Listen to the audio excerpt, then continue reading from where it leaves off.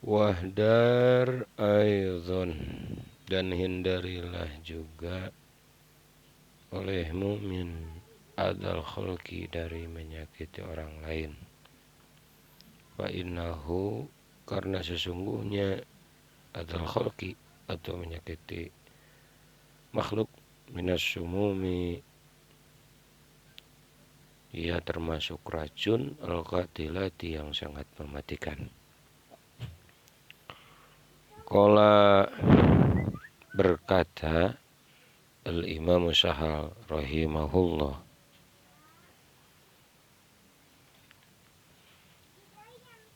innama hujiba, sesungguhnya terhijab al-khalqu, makhluk atau seseorang, anil wusuli, daripada wusul kehadirat Allah, wa musyahadatil malakuti, dan terhalang daripada menyaksikan beberapa keajaiban kerajaan langit, bisyai'aini, itu disebabkan oleh karena dua hal. Su'utumah, yaitu dari makanan yang jelek atau makanan yang kotor. Kotor di sini adalah haram selain daripada halal. Wa azal khalqi, dan kedua, terhalangnya itu disebabkan oleh karena azza, menyakiti hati orang lain. Dikarenakan itu orang-orang yang bersih hatinya, orang-orang yang senantiasa suluk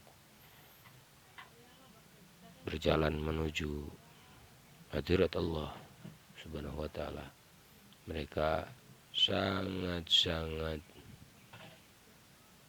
menjauhi dua hal tersebut. Mereka sangat memperhatikan apa yang mereka konsumsi. Kemudian waqala aidan, Imam Sahal rahimahullah juga berkata, usuluna, pedoman kami, sab'atun, ada 7. Jadi memang orang-orang atau sufi, orang-orang yang menempuh jalan menuju Allah itu mempunyai jalan sendiri-sendiri, mempunyai pedoman sendiri-sendiri, pedoman masing-masing, cara sendiri, atau biasa disebut dengan thariqah. Nah, sedangkan yang dilakukan oleh Al-Imam Sahal rahimahullah di dalam rangka menempuh atau suluknya kepada Allah, itu ada 7 yang beliau pentingkan. At-tamassuku, yang pertama, berpegang teguh bi kitabillahi ta'ala, terhadap kitab Allah Ta'ala, yakni Al-Quran. Wal iktida'u, kemudian yang kedua adalah mengikuti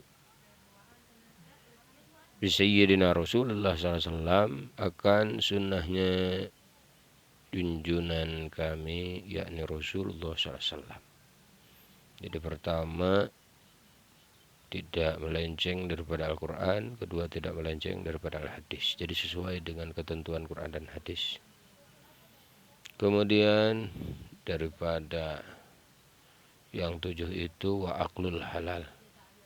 Yang ketiga, Imam Sahal berkata, makanan itu mesti yang halal.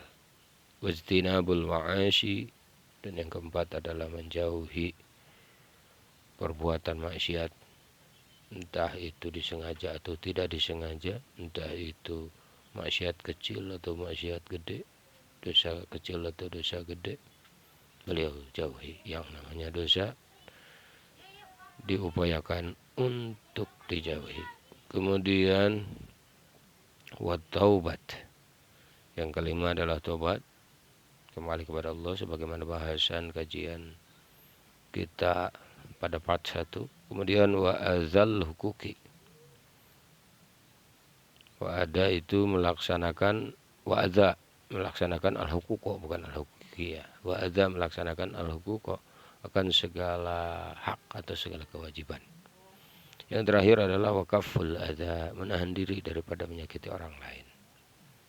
Jadi menurut pandangan Imam Sah rahimahullah, kalaupun yang 6 dilakuin yang pertama, tetapi apabila jasad kita ini, mulut ini, mata ini, bibir ini, telinga ini dan sebagainya masih saja menyakiti orang lain, maka bisa dipastikan dia akan terhalang daripada hadirat Allah. Dia akan terhalang daripada usul kepada Allah, dan dia juga akan terhalang daripada bisa musyahadah akan ayat-ayat Allah. Lantas beliau juga berkata, Imam Sa'al berkata, wa huwa ala naw'ain, menyakiti orang lain itu ada dua macam. Ahaduhuma, yang salah satunya adalah kaful adzal jawarihiz zahirah, menahan diri daripada menyakiti menyakiti anggota zahir, yaitu berarti fisik. Tsanihima kaful qalbi, kemudian yang kedua menahan diri dari bisikan hati yang berupa amma yakhturu fihi minas su'udzon, daripada khawatirnya atau suaranya atau bisikan hatinya untuk buruk sangka, benas kepada orang lain. Kenapa demikian? Fa innahu, dikarenakan buruk sangka itu minas sumumil qatilah, sama ya, menyakiti orang lain dengan hati seperti layaknya buruk sangka itu sumumul qatilah, racun yang amat sangat mematikan. Yas'uru biha kullu ahadin, itu yang tidak dimengerti oleh siapapun. La siyama su'udzan bil auliya. Jadi apalagi racun yang amat sangat mematikan itu berburuk sangka dengan hati, atau berburuk sangka kepada bil auliya, kepada para wali, wal ulama juga kepada ulama, wa hamalatil Quran, dan juga kepada penghafal Quran.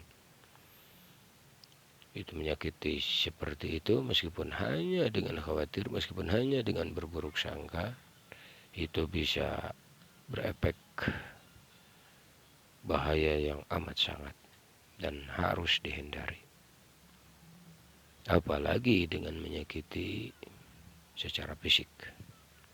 Wa fi wasiati Sayyidi Ali bin Wafa rahimahullah, masih dalam masih dalam menguatkan kita bahasan soal menghindari untuk tidak menghindar untuk supaya kita waspada dan menjauhi menyakiti orang lain, baik itu secara jasad ataupun hanya dengan berburuk sangka dengan hati.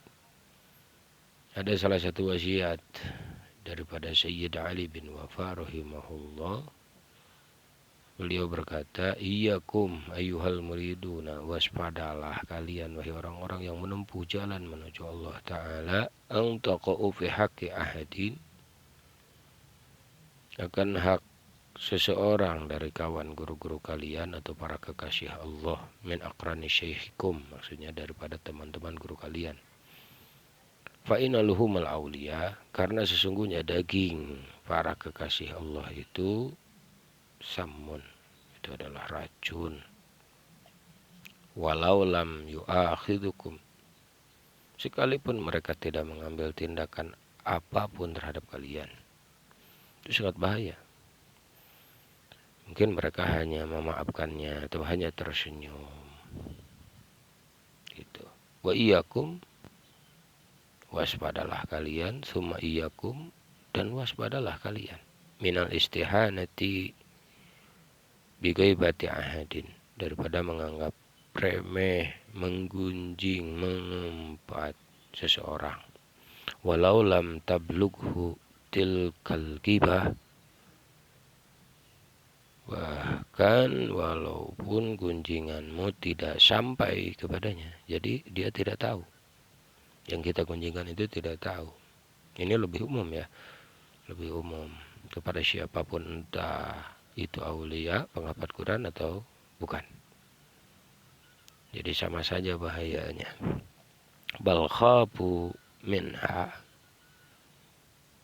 tetapi takutlah kalian dari menggunjing itu. Aksaru mimma takhafun, aksaru lebih takut dari apa yang paling mereka takuti. Aksaru mimma takhafun, lebih banyak dari apa yang mereka takuti. Jadi artinya lebih bahaya dari segala bahaya yang kita hindari. Jadi sebenarnya menyakiti orang lain itu lebih parah. Idza balaghathu, apabila sampai kepadanya. Gunjingan kita apabila terdengar oleh orang-orang soleh itu akan sangat lebih mematikan buat kita. Fa innahu waliyahullahu ta'ala, karena sesungguhnya Allah Ta'ala mengasihinya. Fa'lam dzalika ya akhi, ketahuilah itu wahai saudaraku.